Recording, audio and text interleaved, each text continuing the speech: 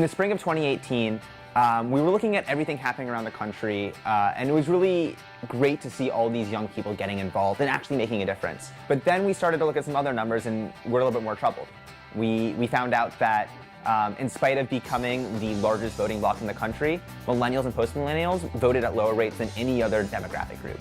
This big problem needed a big solution, and we were going to come together to create that. We're very fortunate to have a new president here at Harvard, Larry Bacow, who at convocation gave incoming first-year students their first homework assignment, to get out their phones, to go to the IOP website, and to register to vote. At the School of Public Health, what we've been doing every Tuesday and Thursday this entire year is we've set up shop with printers and computers, stamps, envelopes, pretty much any resource that students need. We really took a grassroots sort of snowflake model one-on-one organizing strategy. So all of our mobilizers hosted study rate programming around civic engagement, voting more specifically, learning about the candidates. Tried to encourage students in the individual houses and through events like at the Smith Campus Center or outside the Science Center with a goat vote petting zoo kind of day. At the medical school, we've been running voter registration not only on our campus, but also at our affiliated hospitals and clinics. At our hospitals, we've been integrating voter registration into the workflow of new employee orientations and training.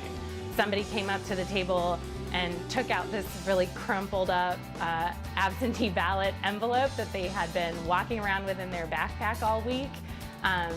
Didn't know where to get a stamp, and so I was able to say, okay, here's a stamp, here's 2 stamps. So I'm gonna ride my bike to my polling place, lock it up, cast my vote, get my I voted sticker, and then bike into work. So I am mailing my absentee ballot to Philadelphia tonight.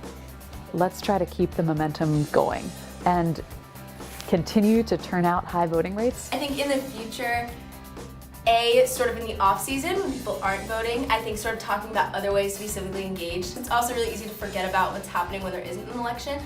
So I think just keeping it on people's minds, I think, is the first thing. If you think your vote does not count, it really does. And we've seen in previous elections how just one vote can really change and make a difference. How can I reach out to the community that I'm involved in and not forget about, their voice? So I think that's something that I think I'll take to, my schools. Like, I don't just work at a school, I'm part of the community that that school is in. All of our students and coalition leaders from all of the 12 different Harvard schools, first, thank you.